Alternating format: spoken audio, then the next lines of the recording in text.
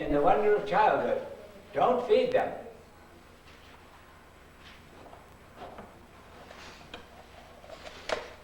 They are supposed to see if they can see through this thing by not doing what the rest of us do. If it's the genetic programming that keeps the wool pulled over our eyes, the only way out is through the genetic programming. There's no other way out. If the curtain through which we have to go is a genetic programming curtain, that's the curtain through which you have to go. But you see, you can turn your programming around. If you're fond of flowers, instead of giving them to somebody, you can use them in worship. Now you see in the monastery, you see, every morning we do a worship, you see, and we raise all these flowers. We must have had about 125 different epiphyllum plants, and I don't remember how many different kinds of camellias we had. We must have had more than 100 different camellias. And all these different plants and azaleas and all sorts of things. And I was the pujari, that's to say, I was the one who did the morning worship every morning. And so the abbot would come to me every now and then and he'd ask me, do you have enough flowers? And if I told him we don't have any yellow flowers, he'd go out and find some yellow flowers in bloom at that time, and he'd bring them into the monastery. So that way, we went, you see. Now, why am I telling you that? Oh, because so we have to take care of all those plants. And we got flowers that those plants are not supposed to have. Flowers that are supposed to get this big, we had them this big. We had flowers that those plants are not supposed to produce. But anyway, the abbot told us, when you take care of these plants, talk to them. Tell them, you have come to the house of the Lord. No more corsages for women. Anyway, like that. So everything you do, you see, you try to do everything that you do in relation to the ultimate reality. Not in relation to some jerk that you're married to. In relation to the ultimate reality, yeah. What you say is, overcome the genetic programming. Isn't an awful No, you lot turn of it that around. just cultural programming? Not necessarily Yes, there's also genetic. cultural programming. Because there are societies, but underneath still the old societies that... But underneath the cultural programming, there's always genetic programming. Yeah, well that's one of them is part of being secondary, animal. and it's not the genetic programming. That's But not the it's partly secondary. the thing that sets us apart from the other animals is that we have this whole layer of cultural programming over top of it. Yes, but the reason we have that is because of our genetic programming, which allows it. The secondary thing is the cultural programming, not the primary thing. The primary thing is the genetic programming. It's on top of the genetic programming that we build our cultural programming, not the other way around. Our genetic programming did not come after the cultural programming. No. It's the other way around. And that's why I particularly noticed that one. But the cultural programming is also very important. Certainly it is. We're taught all kinds of wrong things at school. We're taught all kinds of wrong things by our parents. And we're clan animals. Now you see, a lot of these things that we do are just clan devices. Like the Bible Belt situation. That's just a clan thing. Nobody thinks it out whether it's this way or that way. Nobody does that. It's just something that's passed on from mother to kids. And politics are the same way. Our family's been Republicans for 150 generations. May not be that many generations, but at any rate, it goes like this. The family is either Republican or Democratic, or there's something other thing, but it just goes on through the families. We're clan animals. And it goes on like this. When we're in school, it's games. When we're grown up, it's politics. When we're enlisted, it's war. But it's just clan animals. Now, Fred Hoyle has this very interesting story which he tells about his father. His father was in World War I and finds himself many miles behind the German lines. All alone, miles behind the German lines. What to do? So Fred Hoyle has heard this story, you see, from his dad. You know how dads are. They tell the same story every few days. So he's heard this over and over. So now by the time he's grown up, he's figured out what to do. Take off your damn uniform. It's only the uniform they're against, not people. But he says the first thing you get when you have a new nation is a flag and a uniform. But you see, we're clan animals and we do things the clan animal way.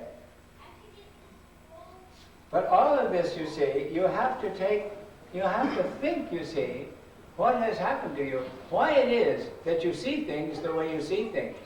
Because a whole lot of this goes way, way back. You see, one of my friends in Hollywood asked me at the end of my class down there, why does the mother of this universe use the word, that's the exterior decorator I call him, or her, why does God impose this pain on us? I said, you can leave God out of this. Pain is a genetic programming to keep you from doing what is self-destructive. If it didn't hurt to cut off your fingers with a hatchet, who knows how many fingers you'd have left?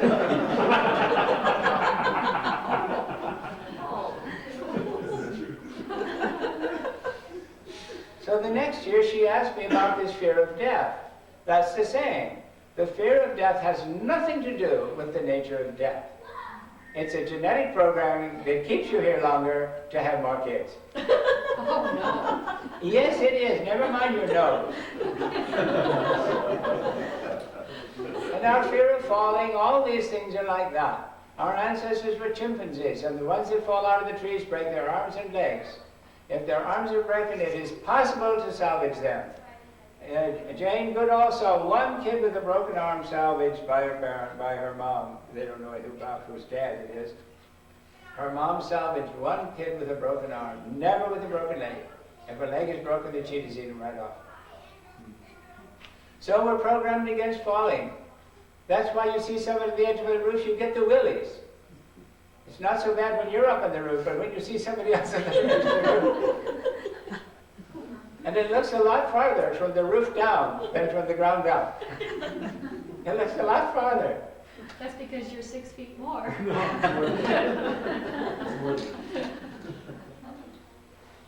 Anyway, some of our programming comes from a way, way back.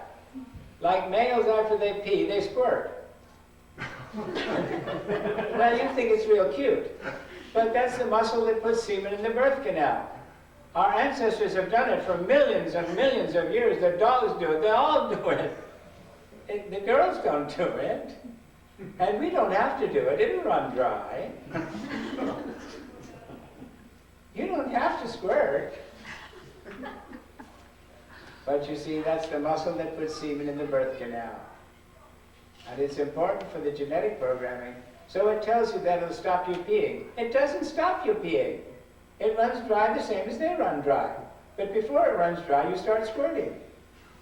Well, ask yourselves why you do all these things. But our genetic programming, we have taken for granted. When we pee, we take it for granted that that's what you do at the end. We just take the whole thing for granted. We take for granted that if it tastes good, you eat it. If it feels good, you do it. There's only one programming in the genetic, there's only one statement in the genetic programming. If it feels good, do it. If it tastes good, eat it. There's nothing else in there. Now you see, that's what they used to say on Haight Street. If it feels good, do it. That was their motto. If it feels good, do it. I used to laugh about it. I had a lot of fun, you see.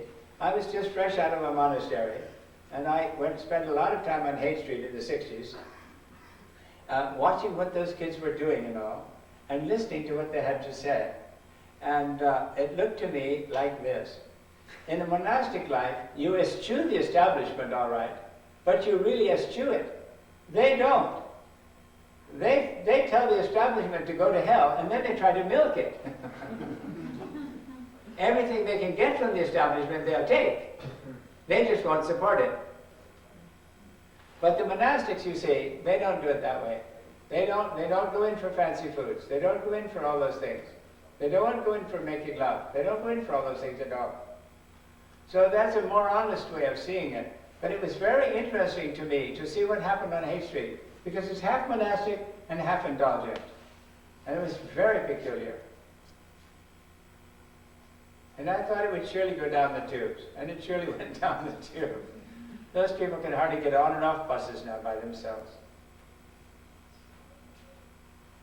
I was going to say something else, but I've forgotten what it was. Well, sort of on the feel good, do it. That's the last thing. Anyway, that was their motto: if it feels good, do it. And that's not the motto in a monastery or a convent. But the danger in monastic life is this. You see, never mind monastic life. In general, what we want is somebody who's not attached to anything else except me. So, for nuns, monks look very adorable. They've given up the whole damn establishment. If you just fall in love with me. So there's this danger, you see. The monks see that the nuns have given up everything, and the nuns see that the monks have given up everything, and it's a very serious problem. It's much worse than you guys have it. But you see, when you take up monastic life, you're telling the whole damn thing to go to hell. The whole damn thing to go to hell.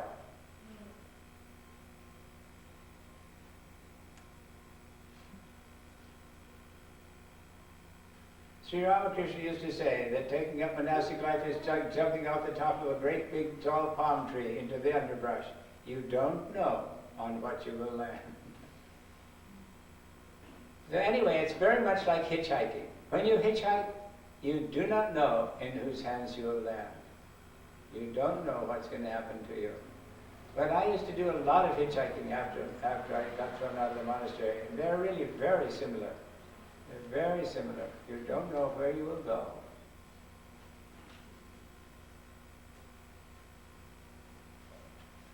But you see, the determinations you make when you take up monastic life are that you're not going to earn your keep. If nobody feeds you, that's the end of it.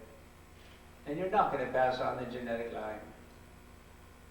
Those are the determinations you make when you take up monastic life. But as I say, if they don't remain in the wonder of childhood, don't feed them.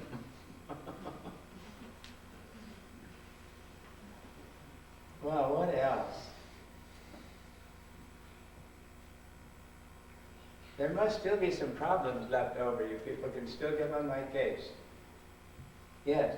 Last time you had a story about the wall. You gotta be louder. Last time you did these, a couple of years ago, you had a story about the wall. The wall? Mm-hmm. Oh, about going over the wall? Oh, yes. Sri Ramakrishna used to tell this story. He said, it's as if there are these three friends, and they see that this great big tall wall, and they don't know what's going on the other side. So one of them climbs up, he screams with delight and jumps over to the other side. So we still don't know. So the second one climbs up with a great deal of effort and screams with delight and runs on the other side. The third man comes back to tell everybody else what's on the other side. Now you see, Buddha is like that. He comes back to tell everybody else. Not everybody that practices religion just jumps into it. Not everybody does. Some people, after they find that there is such a state, they come back to tell us.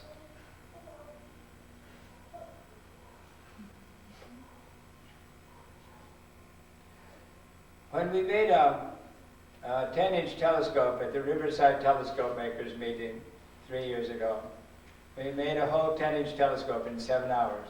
All the rough grinding, all the fine grinding, setting up the building the rocker, building the tube, setting up the dust spider, pouring the pitch lat, polishing the mirror, figuring the mirror, everything in 7 hours. And then they wanted me to write something on it. So I wrote something on it. What one does for oneself is a waste. What one does for others is holy. Anyway, that's written on the telescope. Then we gave it away as a door prize. But I asked the man who got it, I said, if you ever want to get rid of it, I've got dibs. I would love to have a 7-hour 10-incher. See, I used to run with a 10.5-incher, made by a 6th grader, you see. Made out of U.S. Navy Porto by a 6th grader. And people would ask me, you see, how do you get a telescope like that? I said, first you get the Navy to scuttle a ship, then you get a 6th grader. But you know, nowadays they just sink the ships. They don't take the glass out anymore. The cost of living in America has gone up too high now. They can't afford to have anybody take out the glass. And for a little while, they sent them to the Orient, and they took out some glass, but now I understand they just sink them in the water. Gives the fish something to do. What else? Is my understanding right that you said to change the genetic programming, you have to live like a monastic life? No, that does not change your genetic programming. You simply have to obviate it. You simply have to go, not particularly where it tells you, but you can have it, you can turn it around, you see. If you like to raise flowers, you can offer them to God. If you like to cook fancy food, you can offer it to God. You don't have to eat it yourself. Now I'll tell you a story about a saint who lived in India. And I'll tell you where we got the story afterwards. I'll tell you where we got the story. There was this man who used to feed lots and lots of people. He would feed all these poor people and all these pilgrims that go to these holy places. And the problem is, how do you get all this stuff to feed all these people? But somehow always enough money or enough foods came so that he could feed all these people. And then at one time he gave it all up and went down underground in a cave underneath his house. And then the neighbors noticed that only once in quite a long time, maybe 1 or 2 weeks, you see some smoke coming out, and you know that he's up out of his cave and he's in the kitchen and he cooks things and offers them into worship. So he called him Air Eater Father, Pavari Baba, Air Eater Father, because so far as they could tell, he only ate potatoes and butter. Anyway, and that only once in a while. So he spent his time mostly down in the cave. One day, when he came up, he found that a thief has come in, and he's bundled all his worship utensils into a dishcloth or something, and is ready to take off. So when Pavari Baba comes out, this man drops the stuff and flees. Pavari Baba picks up the bundle and chases the man down and gives him the bundle, and then goes back. Now, Swami Vivekananda heard this story from a wandering monk in the Himalayas. And at the end of the story, the wandering monk said, "I was the thief."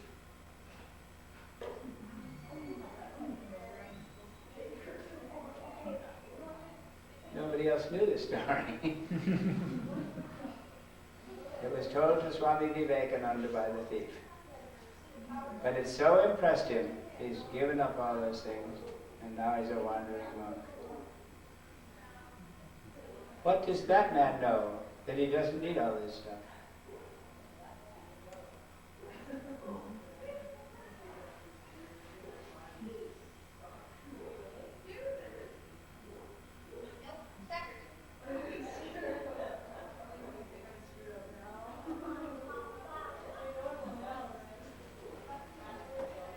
Anyway, it's possible to see through this thing.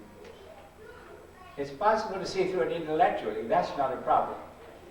But the problem is to see through it in your guts.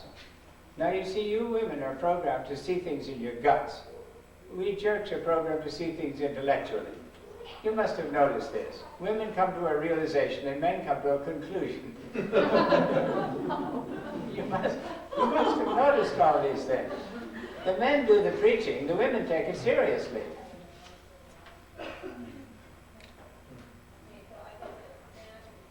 But we have trouble understanding things in our guts. And I understand that you have trouble understanding them in your heads. Now, I have that trouble with Pam down in Southern California.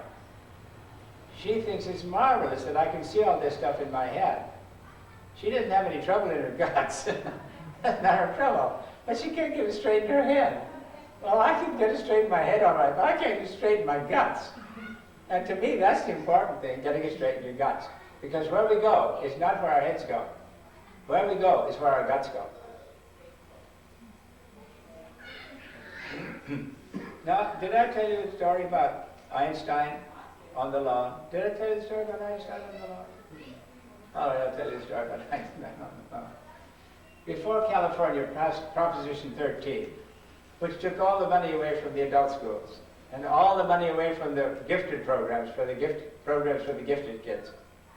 The schools used to get me in a whole lot of different towns, like down in San Jose or down in Palo Alto or various places, to teach astronomy for children under age, like we've been doing here, to the schools. So in San Jose, I'd be there for 2 weeks. I'd live in one teacher's house, well, the two teachers' house, one for 1 week and another for another week. And in the morning, I'd do one school all through the week, Monday, Tuesday, Wednesday, Thursday, and Friday, 2 or 3 hours. And in the afternoon, another school. And then the next week, 2 other schools. So one day, I was there at the school early in the morning, because I had to teach my class in the morning, and they were having a teachers' meeting. And one teacher is talking to the other teachers about these IQ tests. And it used to be nice and simple. We just had one test, we tested IQ. She says it's not simple like that anymore. Different people learn things in different ways, and we have to accommodate these tests for these different kinds of people. And so she was talking about that subject, and she tells a story about herself. She said that her father was a physicist, and he took her to Princeton when she was 8. And they see Einstein sitting on the grass at Princeton. And he says to her, "That is a very smart man. Why don't you talk to him?" So she waddles over to Einstein and asks him, "Mister, how do you think?" He said, "I think with my muscles." When I heard that, I was shocked. To me, that means he thinks geometry. Geometry we know in our muscles. If you're under the basket for a layup and your muscles don't know what to do, you're going for traveling. You know how to put that basket through there with your muscles. It's your it's not something you figure out in the air. It's something your muscles know how to do. So some things we know in our muscles, like the chimpanzees going through the trees, that's something they know in their muscles. Other things we figure out in our head, like in the mathematics department and in the physics department, we figure them out up here. But other things we figure out in our guts, you see, in our emotions. We're not just one-sided things, so we have just a head or just emotions or just muscles. We've got muscles and they know certain things, and we've got heads that know certain things, and we've got guts that know certain things, and there are all these different ways that we know certain things.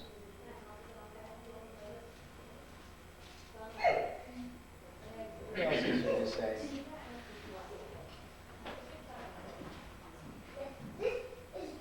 But where we go is where our hearts go, not where our feet go, not where our brains go.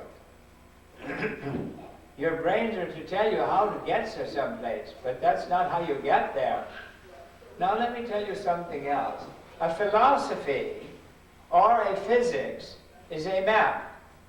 It can tell you what the universe is like, can even tell you maybe where to go, but it doesn't get you there. Religion is a journey. Now about physics or about philosophy, you can tell whether it's right or wrong according to whether it corresponds or does not correspond to fact. But about a journey, you don't ask whether it's true or false. You ask where the hell does it go? So you don't ask about a religion or about mysticism whether it's true or false. You ask where does it take you?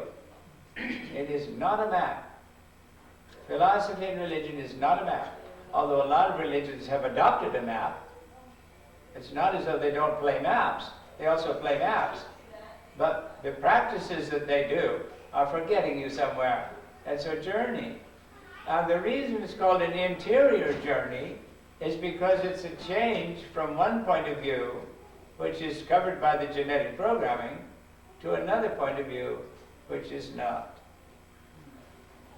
It's a journey from a point of view to a point of view. It's not a journey from here to San Francisco. It's a journey from an erroneous point of view to a less erroneous point of view. Or just another one. What? Or just another one. Yeah, it Depending could be on just what. another one. It could be just another one. That would still be an interior journey. But I'm going to presume that some of them are on the right track. Well, then you're not necessarily talking about, a religion or whatever, but just the general,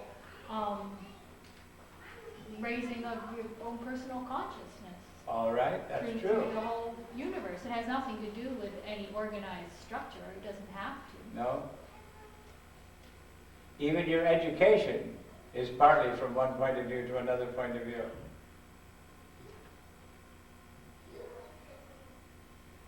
But you see, there's a difference between different people. A lot of things happen to all of us. Some people study it, and some people let it go. That's how it looks to me. Some people worry about it. Why did it happen that way? What is the meaning of this? And they stay awake at night worrying about it. Other people just let it go. Most people, I think. I used to say, you see, I'm the crazy guy who can't sleep at night because he's wondering why the spoons fall to the floor. I don't know what you guys worry about at night. But I have to worry about all those things. People sometimes ask me, how do you know all these things? I say, you stay awake at night and get very old.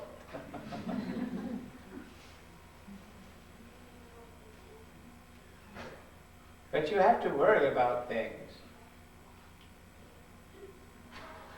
Now, I was just looking at, she has a nice book by Feynman. And she has some other physics books in her house too, which I don't like very much.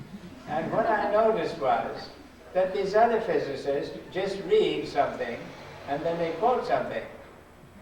They don't figure it out for themselves. Feynman figures it out for himself. That's the difference. That's why I brought it. Oh, I meant to tell you something. You remember? Let me read that to you again. Let me read that part again.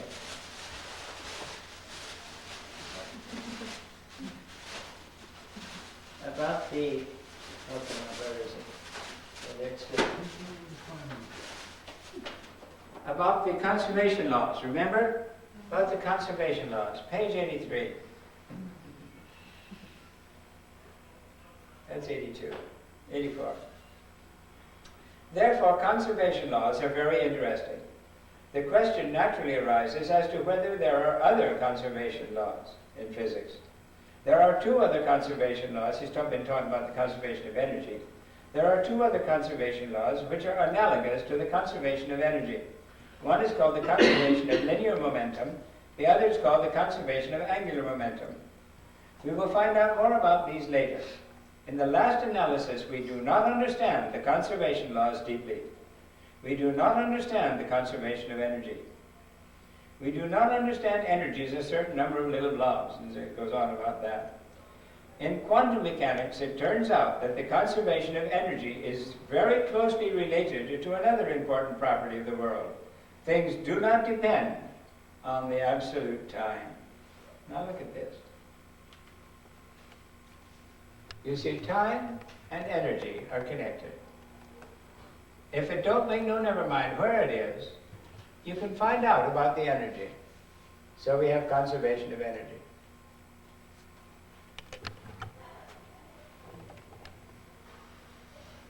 We can get up and set up an experiment at a given moment and try it out, and then do the same experiment at a later moment, and it will behave in exactly the same way. Whether this is strictly true or not, we do not know. If we assume that it is true, and add the principles of quantum mechanics, then we can deduce the principle of the conservation of energy. It is a rather subtle and interesting thing, and it is not easy to explain. The other conservation laws are also linked together. The conservation of momentum is associated in quantum mechanics with the proposition that it makes no difference where you do the experiment, the result will come out the same. You see, if it don't make no never mind where it is, we have conservation of momentum. If it don't make no never mind when you do it, we have conservation of energy. Don't you see how funny this is? Now you guys can work it out. And the next one is, if it don't make no never mind which direction we look when we do our experiment, that's connected with the conservation of angular momentum. But that doesn't show up here. I don't know how that shows in quantum mechanics. But these two, at least I can see some connection. If it don't make no never mind where, if the uncertainty here is total, the uncertainty here can be tight. If the uncertainty here is total, the uncertainty here can be tight. Now, the way I see it, energy is the nature of the underlying existence showing through. But then the question is, why does it always have to show through in the same amount? Well, anyway, we're stuck that way.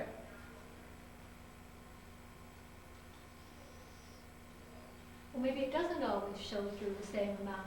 I mean, what about, that's where you get in so-called paranormal experiences, like, say, shamanic experiences. Yes, but we don't have any energy changes that are outside of the physics. Well, has anybody gone and measured them? I mean, how? Now that I don't know. I knew somebody one time who was into this. I said, what you have to show me is whether somebody can lift a weight or something that we can measure to find out whether there's any actual energy change in this thing that did not come from eating and breathing. That's the question. Now, I have not investigated those things very carefully, and it needs to be investigated very carefully. Now, I had a chemistry professor when I was at the University of California, and you know the dying lamb experiment. Do you know the dying lamb experiment? The question is whether the lamb has a soul and whether it weighs something. Whether if you have a dying lamb on this pan and some weights on this pan, whether when the lamb dies, it gets lighter because the soul went away. Why would a soul Now weigh anything? What? Why would a soul weigh anything? Well, it's something that needs to be found out. Okay. That's all. Okay. It needs to be investigated. And he said they did this with such crude experimental apparatus before, and they came to the conclusion that he doesn't weigh anything. But he says we have lots better machinery now, and somebody should do it again. You have to find out, you see. Don't just guess at it. Find out.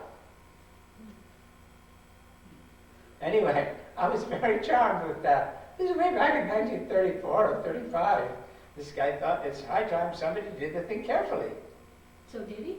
What? So did he? I don't know. No, he didn't.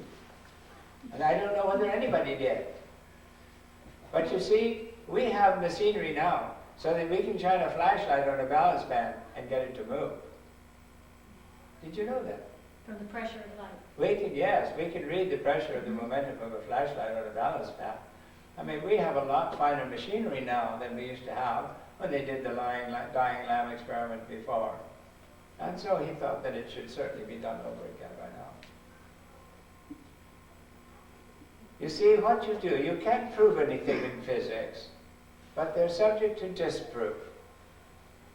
And as Feynman says in here, he says if it doesn't work in only one place, it's wrong. If in one place it doesn't work, it's wrong. Like I told you, you might think that all crows are black, but if I've got an orange one, you're dead. One orange one and you're dead, not two or three. I once saw a blackbird that was all white from the shoulders up. And he just behaved like the rest of the blackbirds. He was in Golden Gate Park. I don't think he got dipped in a paint can, because then I don't think he would have been flying around in the park. But he was white from here up. Wasn't a yellow-headed blackbird or a red-winged blackbird, anything like that. He was just white from there up. Just behaved in a normal blackbird way.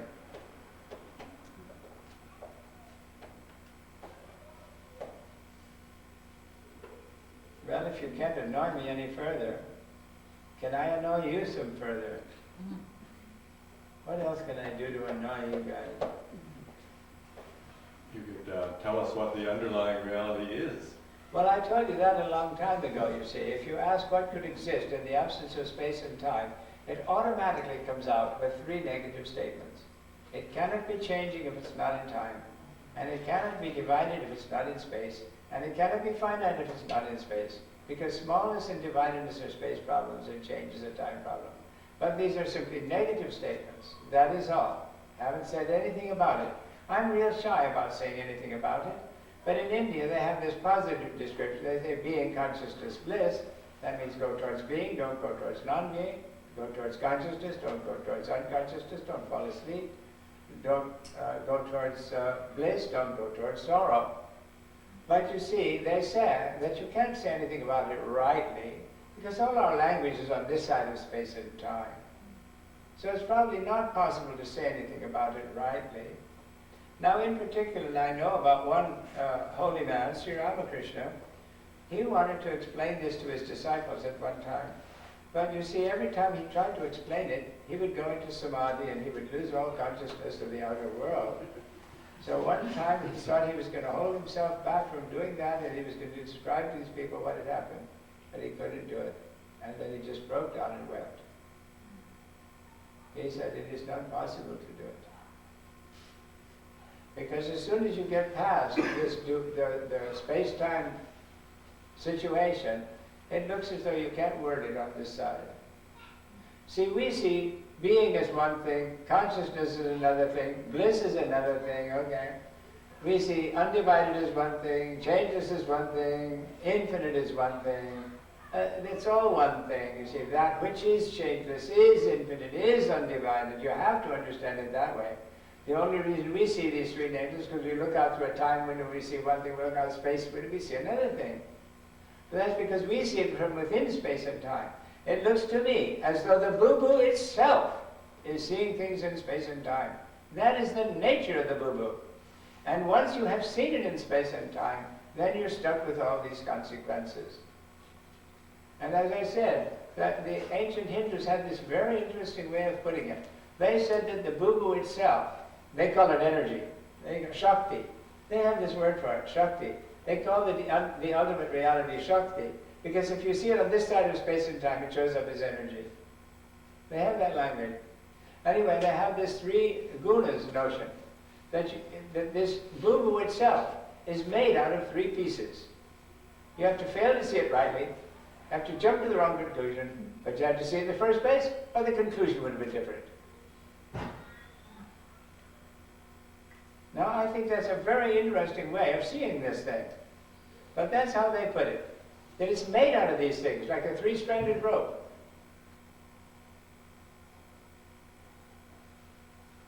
Shall I tell you a funny story?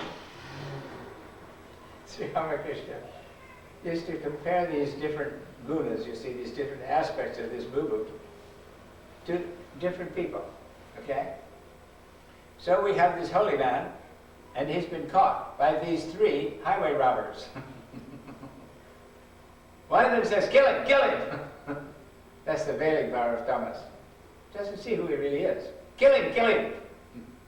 The other one says, no, no, tie him up, tie him up. So they tie him up, and then they go away.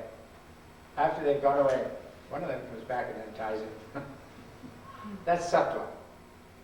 And so then the man who's been untied says, come to my place. Oh no, he says, I'm a thief.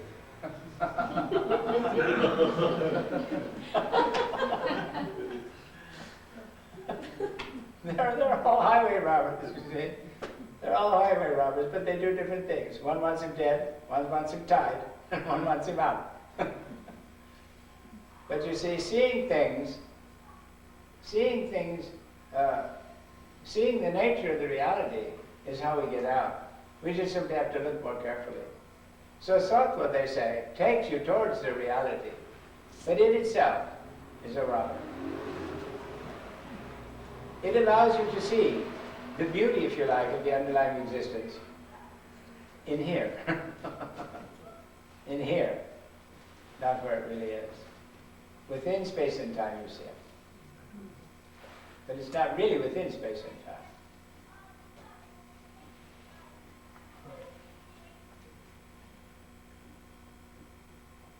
Anyway, I told you people what books you can read. You can read Elaine Morgan's The Scars of Evolution if you want to know what happened to us at the beach, because that right now I think is the best piece on that particular subject. And if you want, you can read Gamoff's I told you about two books he wrote, Mr. Tompkins in Wonderland and Mr. Tompkins Explores the Atom. They're not available as separate books. They're only available under the same cover called Mr. Tompkins in paperback, by Princeton University Press, I think. It was reprinted. They were out of print long before. Reprinted, I think, in 1965 or something like that, under the same, in the same book, both of them in the same book, under this other title, Mr. Tompkins in paperback. That's the only way you can get in the bookstore. But that might still be available. And as I told you, there's only one thing of mine that ever hit a bookstore, and that's in Cosmic Beginnings and Human Ends.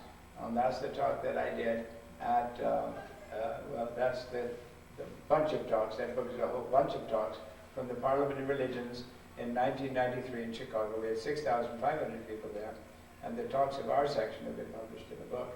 And my section in there is called The Equations of Maya. Maya is this boo-boo.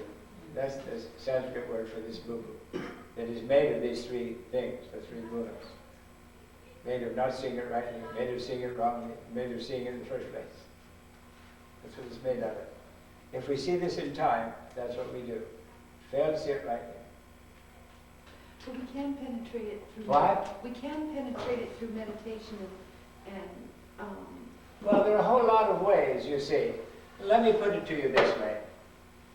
In order to see through this thing, you have to discriminate between the real and the fake. Okay?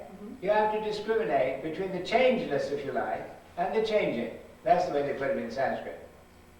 Nitya nitya bhastu viveka. Discrimination between the real and the transient. Then you have to give up being attached to the transient. renunciation. Yes. That's that, right? And then you have to be attached to the reality. Devotion. Yes. But then the other thing you have to do is to keep your brain, to keep your mind in proper shape. You're not going to do it with your hands and feet. You're going to do it with your brain. Okay? You have to keep yourself in proper shape. Now they have these four gunas.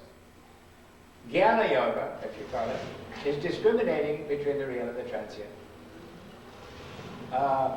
Giving up the transient is karma yoga. Whatever you do, don't be attached to what you did. Just remember that all the things that you do are just from something you ate and something you breathed. Don't be stuck to it, okay? We get glued to what we did. See, we write a letter and then wait for the mailman. Well, that's to the mailman. Just write your letter and go. That's karma yoga. Then bhakti yoga is devotion to the reality. And then raja yoga is to keep your brain in proper shape. The boat that you're going to get across the ocean in is in your hands. Keep it caulked. When I was a little kid in China, 10 years old, they took me to a wedding reception. I do not know why. And at that wedding reception, I came to three conclusions. I'm never going to let myself get drunk. I'm never going to let myself get insane. And I'm never get married. Did it work? Yep.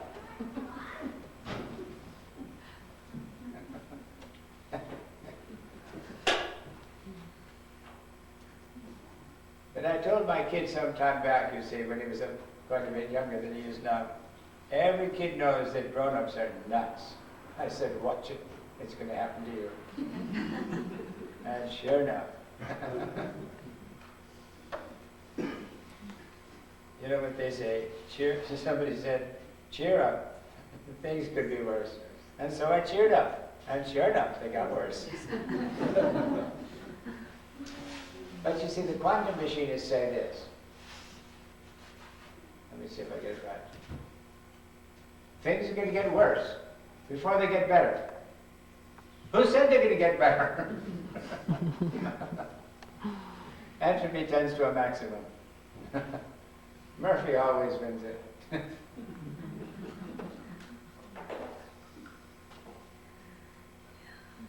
I think we must scram by now. Yes. I just looked out a little while ago, and it's clear outside. It's clear outside. Yeah. So no. do you guys want to go up and look through the 25-inch or 200 miles from here? He will be gone by the time we get there. That's what I figured, yeah. But we have two 10-inchers. But tomorrow tomorrow he's going to be nearer. You got to tell him where it's going to be. That was just secondhand, but I heard he was going to be In in Silver. Applegrove? Oh, in Appledale. Oh, I heard it was Silverton. We better get that. Oh, maybe it's Appledale Tuesday. I thought it was Appledale I Monday. thought it was Appledale for Monday. Oh, maybe so. We should get that straight. I mean, the Pennywise. That's where we. Oh, really? Oh, okay. I haven't read the What? penny. That's where we came from. Oh, So it's 65 miles. Okay. oh. Anyway, we do have 2 10-inchers out in Mirror Lake. Yes, we have some telescopes, we're working on the telescopes, and you can come and see the moon and all those things, the moon and Jupiter especially. But if the moon isn't very bright, and it's not going to be very bright for a couple of days, you can see a lot of other things like galaxies and star clusters. We like to show you different kinds of things. We want to show you what the planets and the moon look like. We also want to show you what galaxies look like, and what globular star clusters look like, the ones that are all the old star clusters. And also we like to show you the clusters in the disk that are not so big and have dusty stars. We like to show you what happens to old stars, or these gaseous envelopes that go around from old stars. And also we like to show you the dust and gas that's exploded away from these collapsed stars that explode all those things away. We like to show you all these different kinds of things. Clouds forming, clouds of dusty hydrogen forming into stars, and clouds that from the stars that are blown up. All these different things we like to show you. So, Eric, how does that sound to you?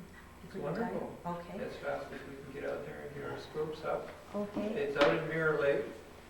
Oh, good. One other thing, do you want to do another one tomorrow night? Do you want to look for that? I think we've done everything we had to. I think we've said everything we have to say. So we could probably go over to Appledale tomorrow night. Is that right? I should think that It's would be a Wednesday. good idea. Nice. Okay, does everybody know where I live? Oops. Don't all put up your hands. Oops, most of you Come on, do you know where she lives? Okay, anybody Does does? anybody not know where she lives? Well, then Okay. find out. In Mirror, okay, if you go towards Mirror Lake, you pass the turn off to the campground, you stay on the highway, and you go about 3 houses past that. It's a green house, it's kind of U-shaped, lots of apple trees in front, and No yard lights. it'll be totally dark. There'll be a lot of cars out there. Yeah, he has a Volkswagen van, so all he has to know is that there'll be a lot of cars parked out front. Okay, and you can, next door, there's a rail fence quite a bit back, and you can park in front of that. It's grass, but it won't hurt it a lot. And it's better to get on the grass, away from the highway than to park right on the highway, because some of those cars come around it awful fast. Okay, so. And we'll she's shut right near down. the lake. Mhm. The big lake, not Mirror Lake. Yeah. Right near the big lake. Yeah. She owns part of the beach. So give us a few minutes to get out there and get the telescope set up, or if you want, you can go out and wait for us. Is this what you plan to do? Very much. I always say I'm like a cow. I do not give milk unless I'm milked. The milk does not fall out of the ground by itself. Oh, and incidentally, if anybody wants any more information, you can give me a call. He'll be there for a while yet.